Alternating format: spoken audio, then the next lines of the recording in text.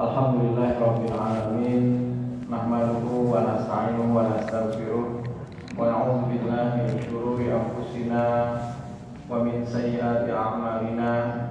May yahdihillahu fala mudilla lahu wa may yudlil fala hadiya lahu. Asyhadu an la ilaha illallah wahdahu la syarika lahu wa asyhadu anna Muhammadan abduhu wa rasuluh la nabiyya ba'dahu. Allahumma shalli ala Muhammad wa ala ali Muhammad kama shallaita ala Ibrahim wa ali Ibrahim innaka Hamidum Majid. Allahumma barik ala Muhammad wa ala ali Muhammad kama barakta ala Ibrahim wa ali Ibrahim innaka Hamidum Majid. Faqala Allah ta'ala billahi minasyaitonir rajim. Ya ayyuhan nasu taqu rabbakumul ladzi khalaqakum min nafsin wahidah wa khalaqa minha zawjaha wa batha minhuma rijalan katsiran wa nisaa'a wattaqullaha alladzi tasaaluna bihi wal arham innallaha kana 'alaikum raqiba. Amma ba'du. Bapak Ibu hadirin wal hadirat jamaah salat maghrib Masjid Al Muslimun rahimani wa rahimakumullah. Puji serta syukur marilah senantiasa kita panjatkan kehadirat Allah Subhanahu wa taala atas limpahan segala nikmat dan karunia-Nya jualah, sehingga pada kesempatan di malam hari ini memasuki tanggal 21 Rabiul Awal 1447 Hijriah, kita alhamdulillah dalam keadaan sehat walafiat, kemudian dimudahkan langkah kaki kita untuk menuju salah satu daripada rumah-rumahnya untuk melaksanakan salat berjamaah. Langkah-langkah kaki kita mudah-mudahan menjadi saksi nantinya pada hari kiamat kelak bahwasanya kita sudah melaksanakan ketaatan-ketaatan kepada Allah Subhanahu wa taala. Amin ya rabbal alamin.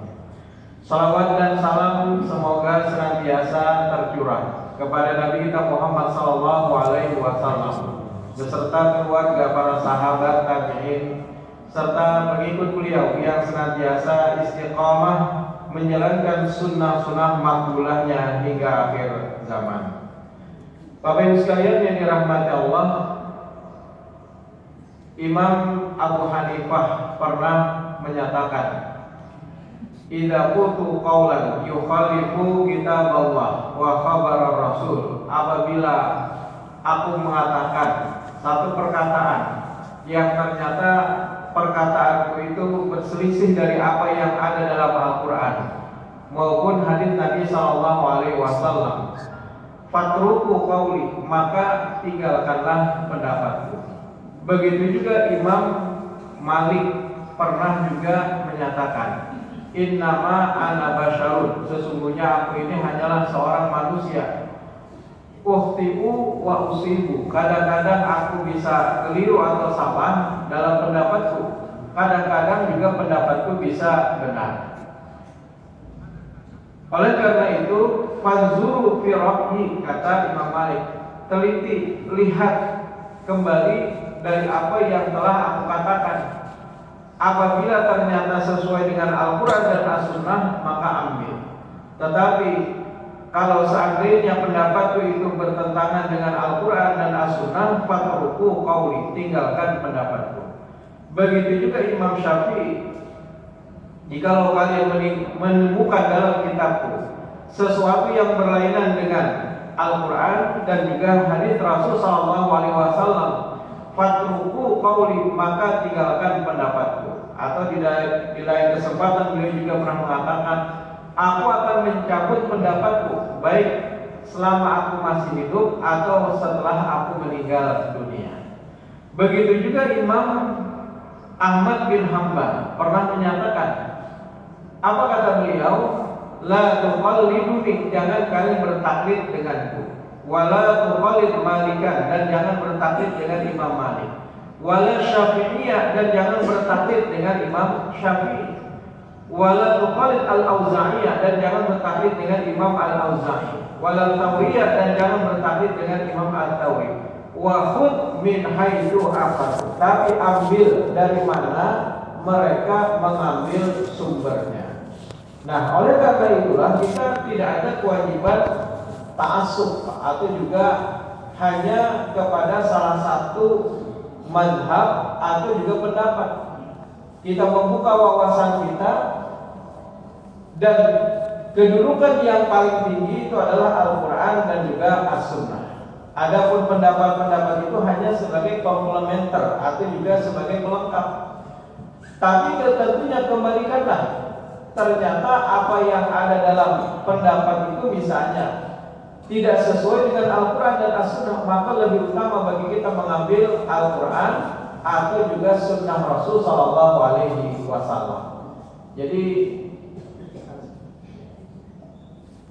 Jadi yang namanya kedudukan Al-Quran, kedudukan hadis Rasul Sallallahu Alaihi Wasallam itu adalah menjadi rujukan yang paling utama. Oleh karena itulah Majelis Tarjih Muhammadiyah dalam landasan manhaj tarjihnya menjadikan Al-Quran dan menjadikan hadis Rasul sebagai sumber utama. Adapun pendapat-pendapat dari para imam-imam mazhab, dari para ulama, itu adalah nantinya dijadikan sebagai pelengkap saja, tapi juga tidak terikat hanya kepada salah satu mazhab. Membuka mana di antara pendapat-pendapat itu yang sesuai dengan Al-Quran dan sesuai dengan hadis Rasul Sallallahu Alaihi Wasallam. Oleh karena itulah Allah berfirman dalam surah An-Nisa ayat 59, ya ayyuhalladzina amanu atiiullah wa atiiur rasul. Wahai orang-orang yang beriman, taatlah kalian kepada Allah dan taatlah kalian kepada Rasul. Wa ulil amri minkum. Nah, di situ tidak ada kata atiinya, Pak. Dan pemimpin atau juga ulama di antara kalian. Kenapa tidak ada kata atiiu? Atiiullah ada, atiiur rasul ada, tapi wa ulil amri minkum tidak ada. Berarti ketaatan kepada Allah itu mutlak. Ketaatan kepada sunnah Rasul itu juga mutlak. Tapi ketaatan kepada pendapat-pendapat itu adalah bersyarat. Sepanjang pendapat itu sesuai dengan Al-Quran atau sesuai dengan hadis Rasul, maka bisa kita jadikan sebagai pelengkapnya. Tapi kalau ternyata pendapat itu tidak sesuai dengan Al-Quran dan As-Sunnah, maka tentu kita bersikap lapang dan bijak dalam menolak pendapat tersebut. Jadi jangan kita buat potong-potongan hanya pokoknya kada mungkin salah. Yang namanya dulu, Pak, hadis Nabi ketika orang menerima ingin mengambil hadis itu, baik puluhan hari mereka harus menempuh jalan, naik gunung, turun gunung, atau juga padang Sahara yang begitu tandus mereka harus menempuh. Kalau ini kan nyamanannya tinggal buka laptop, ada aplikasi hadis, tinggal kita buka apa kata kuncinya, selesai. Kalau dulu untuk mencari hadis itu mereka harus bersusah payah mencarinya. Dari mana? Dari sahabat, kemudian ke tabi'in, kemudian atba'ut tabi'in dan seterusnya. Mereka harus menelusuri. Yang pada akhirnya bisa jadi pendapat itu pada saat mereka berpendapat belum sampai hadis Nabi kepada mereka. Lalu mereka berpendapat ketika ditanya. Nah, ketika datang hadis Nabi, maka pendapat ini siogianya terkalahkan. Tapi kalau seandainya pendapat itu sesuai dengan Al-Quran dan sesuai dengan hadis Nabi, maka bisa dijadikan sebagai pelengkapnya. Sehingga dalam hal ini kita lebih menonjolkan kepada apa yang ada di dalam ketentuan contoh Nabi Sallallahu Alaihi Wasallam. Jadi kalau ternyata berbeda dengan apa yang tersebut dalam hadis Nabi, maka pendapat ini gugur. Pendapat ini gugur. Nah, Bapak Ibu sekalian yang dirahmati Allah, pada kesempatan di malam hari ini kita ingin membahas tentang takbir. Itu ada 3 macam. Pertama adalah takbir ketika membuka sholat yang disebut dengan takbiratul ihram. Yang kedua adalah takbir ketika kita ingin ruku. Yang ketiga adalah takbir ketika kita bangkit daripada ruku. Kemudian yang keempat ada disebutkan dalam hadis lain. Kalau yang 3 macam ini disebutkan dalam satu hadis, Hadis yang lain menyatakan bahwa takbir itu juga dilakukan, maksudnya mengangkat kedua tangan itu dilakukan ketika bangkit daripada tasyahud awal. Tasyahud awal biasanya setelah itu kita bangkit lalu Allahu Akbar. Ada beberapa hadis Nabi Shallallahu Alaihi Wasallam dan tentunya juga terjadi perbedaan pendapat di kalangan para ulama-ulama mazhab. Jadi ada yang menyatakan takbir itu hanya ada di awal salat saja.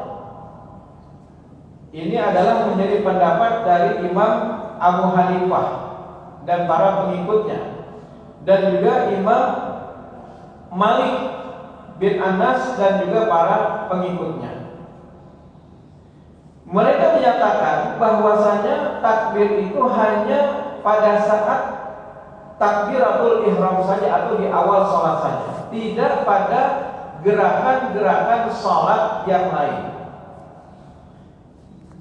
Kalau pengikut daripada Imam Abu Hanifah itu kan kebanyakan mereka berada di Asia Tenggara, mana di antara negara-negara yang mereka menjadikan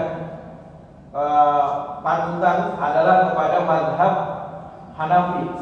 Pertama adalah India, kemudian Pakistan, Bangladesh, Afghanistan. Ini biasanya adalah mazhab Hanafi. Tapi ada sebagian juga mungkin mazhab Maliki, Syafi'i dan lain-lain. Kemudian untuk pengikut mazhab Maliki, yaitu adalah berada di Afrika Utara biasanya.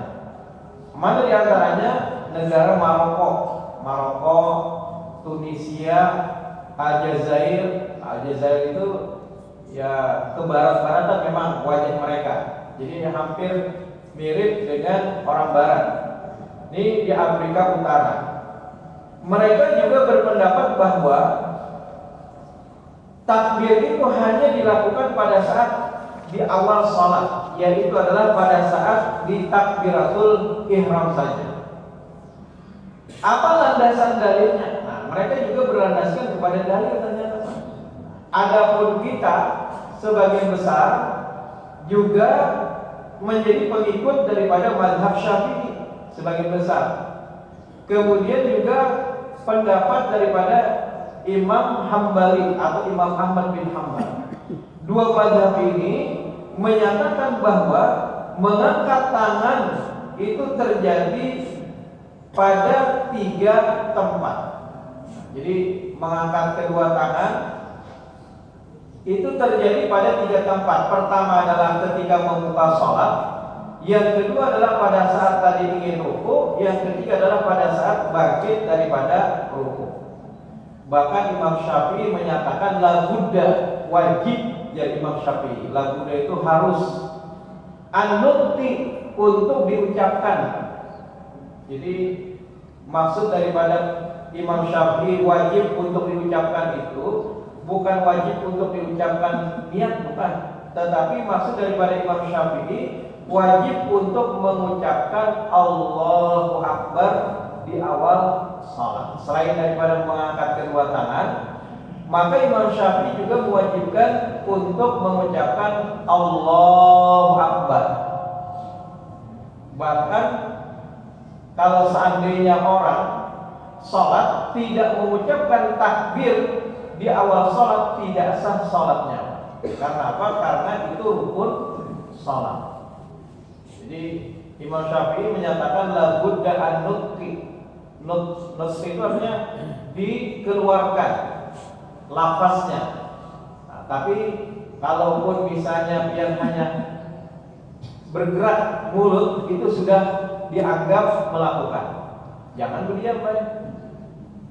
Nah, ini khawatir jangan-jangan sini kada takbir pada saat itu, walaupun mengangkat tangan, tapi ini kada mengucapkan. Nah, ini khawatirnya akhirnya tertinggalkan rukun daripada sholat. Jadi sekurang-kurangnya bergerak mulut ketika kita memulai sholat. Karena apa? Sholat itu muftatahatun bin takbir, dibuka dengan yang namanya takbir. Jadi sholat itu dibuka dengan yang namanya takbir. Jadi bukan Imam Syafi'i mengatakan wajib untuk mengucapkan niat, tetapi wajib untuk mengucapkan takbir. Apa dalilnya? Jadi kenapa mazhab Syafi'i dan juga mazhab Hambali menyatakan bahwa takbir itu dilakukan atau mengangkat tangan itu dilakukan pada 3 tempat? Ini didasarkan kepada hadis yang ada dalam riwayat Ibnu Umar. Ra'aitu Nabi sallallahu alaihi wasallam, aku melihat Nabi sallallahu alaihi wasallam iftataha takbir fi shalah, beliau membuka salat itu dengan takbir. Farafa yadayhi hina yukabbir, beliau mengangkat kedua tangan ketika bertakbir, hatta yaj'alahuma hadwa mankibai, sampai keduanya itu sejajar dengan kedua bahu. Nah, tapi ada yang mengartikan sejajar dengan kedua bahu hadis ini kayak ini. Padahal sebenarnya nanti hadis ini belum lengkap, Pak. Masih ada keterangan hadis-hadis yang lain yang juga perlu kita sambungkan, seperti apa takbir yang memang ideal. Tapi kita tidak menyalahkan, Pak, karena yang namanya mengangkat tangan itu hukumnya sunnah. Mengangkat tangan itu yang penting kan tadi lafaz. Kalau orang tidak membuka sholat dengan lafaz, maka tidak sah sholatnya. Adapun gerakan mengangkat ini adalah hanya hukum sunnah. Jadi tidak masalah. Ada yang mungkin seperti ini mengangkatnya, ada yang mungkin seperti ini mengangkatnya, asal jangan berbahayanya kan masih ini. Ini ngarannya ada istilah anak sholat. Di sini aja dah di mantan pinggang aja mengangkat.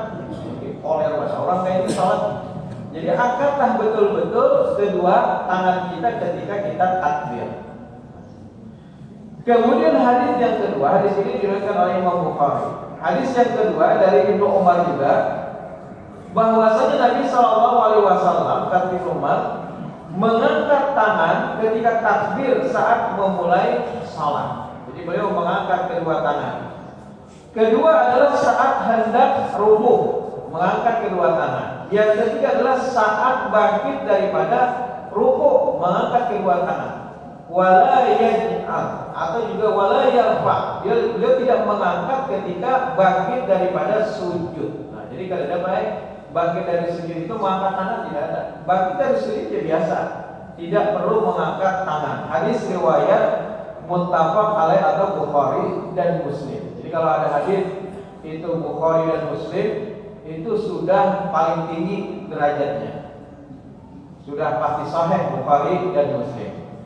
Kemudian dalam riwayat yang lain Ibnu Umar juga, karena Rasulullah Shallallahu Alaihi Wasallam idza qama lis-shalah, apabila Nabi itu bangkit untuk mengerjakan salat, rafa'a yadayhi, beliau mengangkat kedua tangan, hatta takuna hadwa mankibai, sampai keduanya itu sejajar dengan kedua bahu.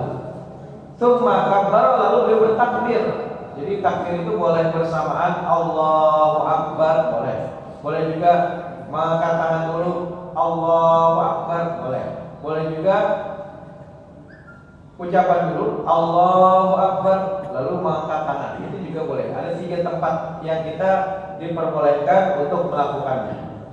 Fa idza arada ayyarfa, apabila Nabi ingin ruku, fa'ala mithla dzalika, maka Nabi pun melakukan yang demikian, maksudnya mengangkat kedua tangan.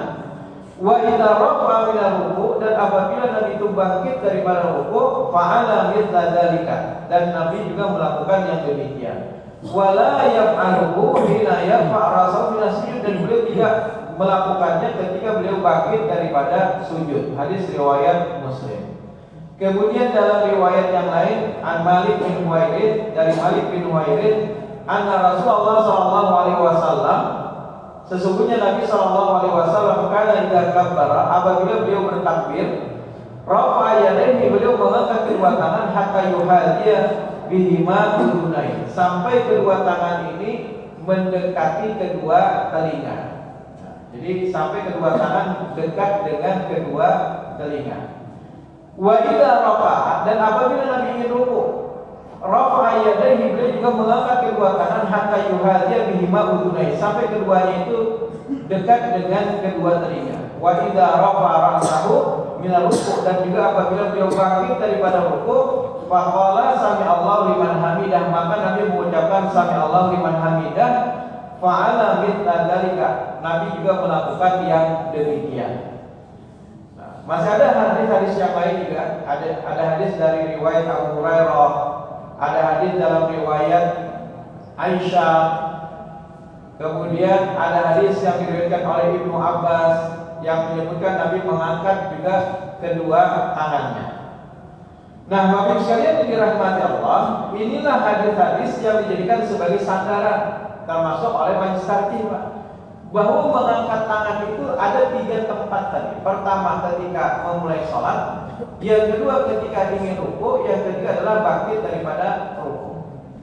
Nah, tapi juga kita tidak menyalahkan mazhab Maliki, mazhab Hanafi yang menyatakan bahwa tidak ada takbir, tidak ada mengangkat tangan selain hanya di awal sholat saja.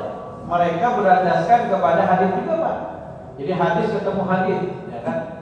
Cuma dalam hal ini mana yang paling kuat? Nah, itulah yang menjadikan landasan oleh Majelis Tarjih Muhammadiyah.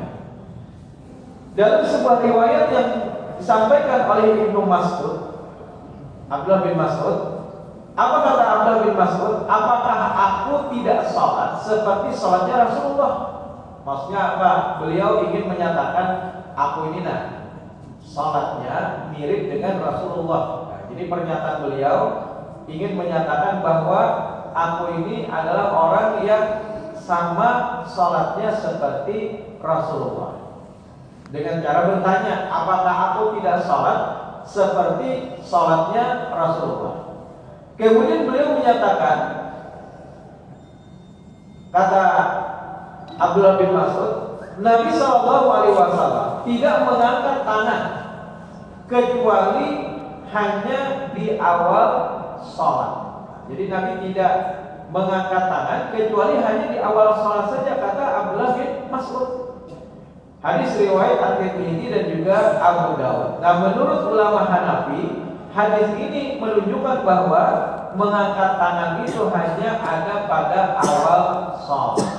Jadi kita membuka wawasan, Pak, dengan mengetahui dari ini, oh ternyata ada di antara orang India misalnya sholat kok ketika hendak ruku dia tidak mengangkat tangan, oh bisa jadi dia mengambil hadis ini. Jadi kita tidak saling menyalahkan.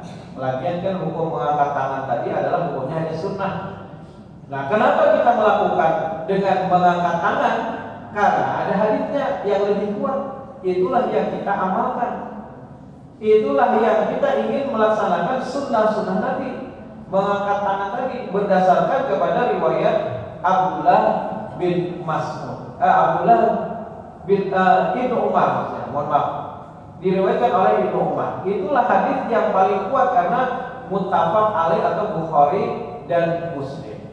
Nah, sehingga dalam hal ini Majelis Tarjih juga berpatokan kepada dalil ini, Pak, daripada dalil yang diriwayatkan oleh Ibnu Mas'ud. Karena apa? Karena kedudukan dalil daripada Ibnu Umar ini dipandang lebih kuat dibandingkan dalil hadis yang diriwayatkan oleh Abdullah bin Mas'ud. Cuma tadi jangan kita saling menyalahkan. Yang penting tahu aja, aku melaksanakan seperti ini ada landasannya. Ini jadi kadang bertaklid kita main. Kenapa? Kamu mengangkat tangan dari bahaya sudah aja. Nah, itu artinya bertaklid, Pak.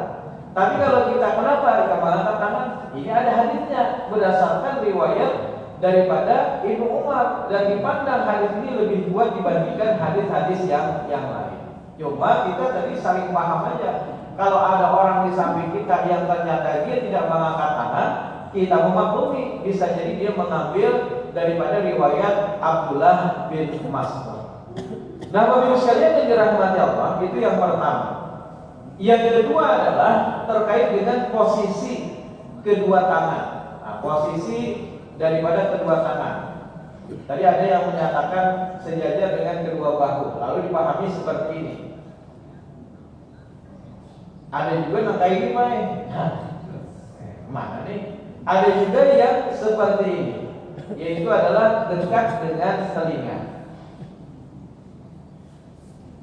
Memang ada beberapa hadis Nabi SAW terkait dengan takbir ini.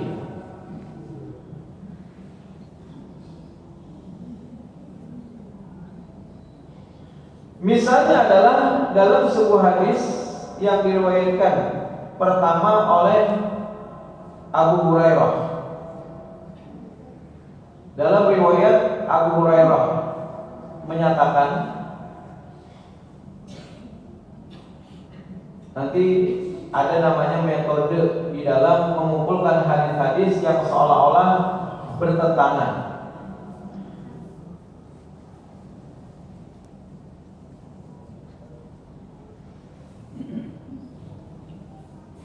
Mohon maaf, pertama adalah dari jalur Ali bin Abi Thalib dulu. Dalam sebuah hadis yang diriwayatkan oleh Ali bin Abi Thalib, an Ali bin Abi Thalib, an Rasulullah sallallahu alaihi wasallam, annahu kana idza qama ila shalah, adalah Nabi sallallahu alaihi wasallam apabila beliau berdiri untuk salat al-maktubah, salat wajib, rafa yadayhi hadwa mankibai, beliau mengangkat kedua tangan sejajar dengan kedua bahu, sejajar atau bersebelahan dengan kedua bahu atau juga pundak. Ini Ali bin Abi Thalib.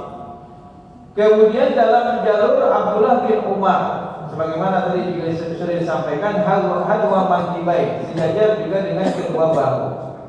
Kemudian Abu Hurairah, anna Nabi sallallahu alaihi wasallam kana yarfa' yadai, adalah Nabi sallallahu alaihi wasallam beliau mengangkat kedua tangan hadwa mankibai, sejajar dengan kedua bahu, hina yukabbir, ketika beliau bertakbir.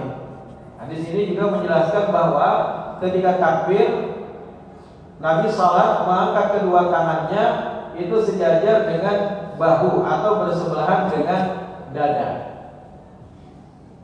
Nah, kemudian dalam riwayat Aisyah juga disebutkan, karena Rasulullah sallallahu alaihi wasallam, adalah Nabi sallallahu alaihi wasallam, idza ftataha shalah, apabila beliau membuka salat, rafa yadayhi, beliau mengangkat kedua tangan hadwa mankibai, yaitu juga sejajar dengan kedua bahu. Kemudian selanjutnya adalah dalam riwayat Wa'il bin Hujur. Nah, Wa'il bin Hujur, ra'aitu, kata Wa'il, aku melihat Rasulullah sallallahu alaihi wasallam, Rasul sallallahu alaihi wasallam, idza ftataha shalah, apabila beliau membuka salat, ya fa yadayhi hadwa mankibai, beliau mengangkat kedua tangan sejajar dengan kedua bahu. Nah, dalam riwayat Wa'il juga, hadis yang kedua agak sedikit berbeda. An Wa'il bin Hujur qala, qultu, aku berkata, la ansuranna ila salati Rasulillah sallallahu alaihi wasallam, sungguh aku, jadi ada nun taukid, itu artinya menguatkan, sungguh aku memperhatikan salatnya Nabi sallallahu alaihi wasallam, kata Wa'il. Kaifa yusalli, seperti apa Nabi itu salat? Qala, kemudian beliau pun mengatakan, faqala Rasulullah sallallahu alaihi wasallam, faqama Rasulullah sallallahu alaihi wasallam, beliau berdiri di dalam salat, fastaqbalal qiblah, menghadap ke arah kiblat, fakabbara, lalu beliau bertakbir, farafa'a yadayhi hatta hadata udunai, beliau mengangkat kedua tangan sampai keduanya itu bersebelahan atau berdekatan dengan kedua telinga. Ini hadis yang kedua dari Wa'il. Hadis yang ketiga dari Wa'il juga, Pak. Qadimtul Madinah, aku berada di Madinah, sudah lama berada di Madinah. Faqultu, aku pun berkata, la ansuranna ila salati Rasulillah sallallahu alaihi wasallam, sungguh aku memperhatikan seperti apa salatnya Nabi sallallahu alaihi wasallam. Fakabbara, lalu Nabi pun bertakbir, wa rafa'a yadayhi, beliau mengangkat kedua tangan, hatta ra'aitu, sampai aku melihat ibhamaihi. Ibhamaihi qariban min udunai. Ibham itu artinya jempol. Jadi tangan kedua tangan Nabi itu jempolnya berdekatan dengan kedua telinga. Ini hadis yang ketiga dari Wa'il. Kemudian hadis dari jalur Barra bin Azib. Anil Barra bin Azib qala, karena Rasulullah sallallahu alaihi wasallam adalah Rasul sallallahu alaihi wasallam idza kabbara, apabila Nabi itu bertakbir, rafa yadaihi, beliau mengangkat kedua tangan, hatta nara, sampai kami melihat ibhamaihi, ini ibham ini artinya jempol beliau, qariban min udunaihi, dekat dengan kedua telinga. Nah, ketika kita melacak hadis itu harus kita ketahui dulu kualitas daripada hadis tersebut. Dari Ali bin Abi Thalib tadi pertama, kemudian yang kedua tadi adalah dari Abdullah bin Umar, kemudian yang ketiga dari jalur Abu Hurairah, kemudian dari jalur Aisyah.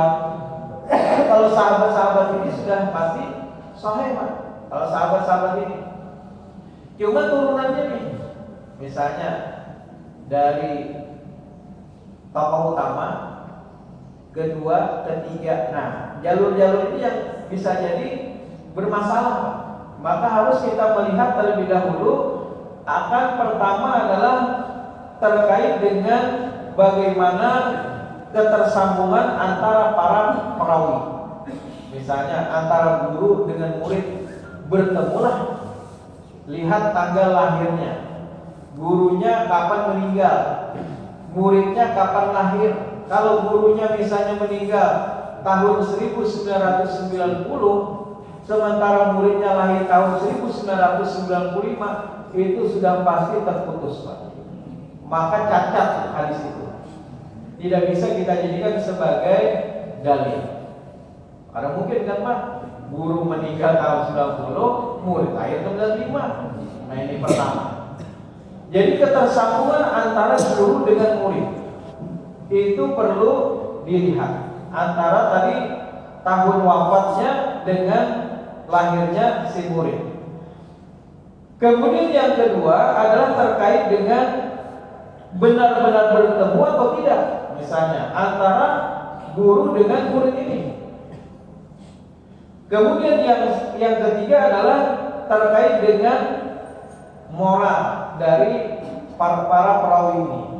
Dia adalah orang yang adil, moralnya bagus. Kemudian dobit itu hafalan yang kuat. Siapa tahu, Pak, imannya mendengar dari guru. Misalnya lah, gurunya menyampaikan di kelas, sekalinya pas keluar kelas lain kabarnya, Pak. Nah, ini bisa bermasalah, Pak. Maka itu dilihat tentang kedobitannya. Jadi kualitas hafalan daripada murid ini bisa juga nanti menurunkan derajat daripada hadis tersebut. Nah, kemudian selanjutnya adalah tidak mengandung cacat yang tersembunyi dalam sanadnya. Nah, setelah diteliti terkait dengan kualitas dari beberapa jalur periwayatan tadi, dari jalur Ali bin Abi Thalib, semua perawi itu dapat dikatakan sah atau juga tidak ada cacatnya. Maka hadis ini semuanya adalah berarti sahih dari jalur Ali bin Abi Thalib. Begitu juga dari jalur Abdullah bin Umar, terbilang memiliki kualitas sanad yang paling kuat di semua kitab jalur sanad yang sahih. Jadi semuanya dapat dikatakan dari jalur Abdullah bin Umar itu hadisnya adalah sahih.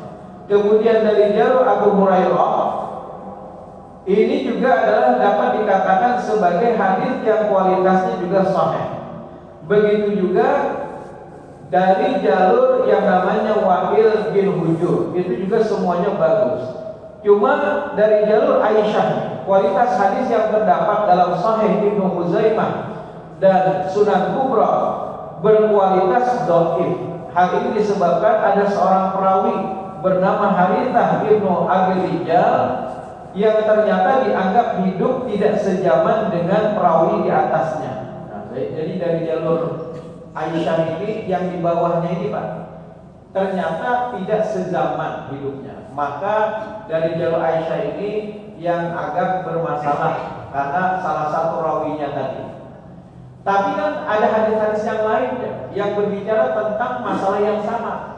Maka hadis dari jalur Aisyah ini bisa naik derajatnya. Jadi terkuatkan dengan jalur-jalur yang lain. Kecuali kalau misalnya hadis itu cuma satu aja baik. Ternyata bermasalah misalnya para perawinya. Nah, maka ini bisa gugur menjadi hadis yang dhaif. Nah, bagi sekalian yang dirahmati Allah, setelah kita tadi melacak semuanya sahih, berarti dapat dipertanggungjawabkan gitu kan. Yang kedua adalah kita harus memahami, tidak hanya cukup hanya satu hadis, Pak. Kita harus kumpulkan ibarat puzzle, bongkar pasang itu, biar hendak melihat gambaran yang utuh. Itu kalau misalnya hanya dipasang satu dua, itu kada bisa lagi tergambar. Misalnya kalau orang hanya membaca tadi mengangkat tangan sejajar dengan kedua bahu, maka seolah-olah seperti ini. Padahal kita harus mengumpulkan semua hadis-hadis tersebut. Dari jalur Wahil bin Hujur ini 3 dari mana? 3 katakan. Padahal satu jalur periwayatan, tapi 3 ternyata. Maka kita harus menggabungkan seperti apa gambaran yang utuh tentang mengangkat kedua tangan. Setelah dikumpulkan semua hadis-hadis tadi, ternyata yang lebih mendekat itu bukan hanya sejajar dengan kedua bahu, tetapi sejajar dengan kedua bahu itu maksudnya mengangkat kedua tangan. Kemudian mendekatkan yang namanya kedua telapak tangan atau khususnya ibu jari itu adalah kepada kedua telinga. Jadi sejajar dengan kedua bahunya masuk, ya kan? Kedua kan tadi dalam hadis sebelumnya menyebutkan hadwa mankibai. Sejajar dengan kedua bahunya itu sudah mencakup. Kemudian mendekati kedua telinga itu juga mencakup. Akhirnya semua hadis tadi kita gabungkan, maka seperti inilah gambaran mengangkat tangan yang dicontohkan oleh Rasulullah SAW. Cuma kita kadang menyalahkan kalau dia hanya mengambil satu hadis lalu seperti ini, tidak kita salahkan. Tapi kalau kita ingin ideal mengangkat tangan setelah kita menggabungkan semua hadis-hadis tadi, maka tergambarlah bahwasanya mengangkat tangan itu dengan menggabungkan posisi sejajar dengan kedua bahu, mendekati kedua telinga, dan ibu jari ini dekat dengan yang namanya daun telinga. Nah, seperti inilah. Demikian yang bisa saya sampaikan. Mudah-mudahan bermanfaat bagi kita semua. Jadi apalagi kita kayak ini jangan sekurang-kurangnya ya mengangkatlah sejajar dengan kedua telinga atau paling tidak mendekati bagian daripada bahu kita. Demikian subhanakallahumma wa bihamdika asyhadu an la ilaha illa anta astaghfiruka wa atubu ilaik. Wassalamualaikum warahmatullahi wabarakatuh.